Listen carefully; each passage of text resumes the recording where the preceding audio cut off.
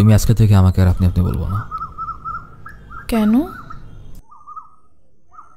কারণ আপনিরা শুনতে পরপর লাগে।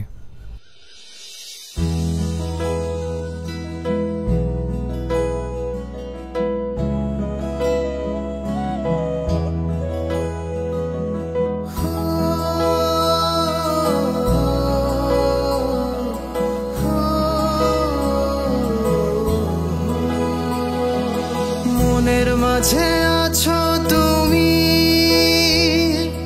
তুমি যে আমার সবই।